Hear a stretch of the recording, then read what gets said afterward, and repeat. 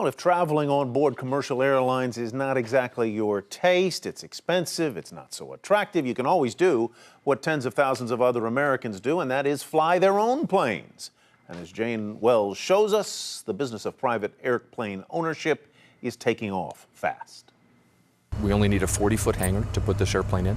The private airplane business appears to be taking off. I've been looking at planes for about a year, and I actually don't have my pilot's license, so I want to get the plane that I'm going to fly. We actually have our biggest backlog that we've had since 2007.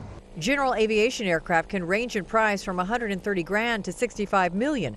But the industry says global sales fell during the recession from nearly $25 billion to less than $19 billion. Now, we went through some pretty difficult years, but Cirrus has been a very innovative company.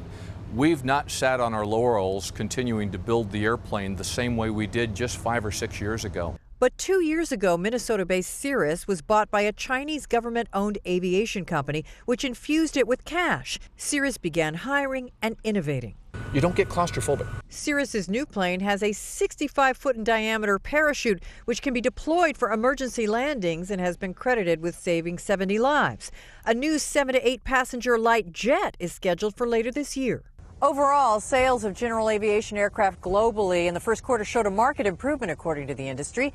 The number of planes shipped jumped 10% from a year ago, and billings took off 32% to $4.6 billion.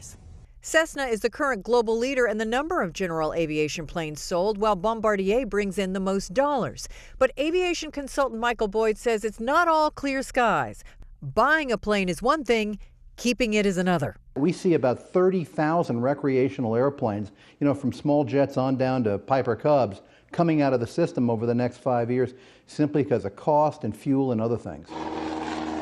Add to that hopes by the president to reduce tax breaks for private planes used for business, and the flight plan for growth could hit turbulence, just as it was starting to regain altitude. For Nightly Business Report, I'm Jane Wells.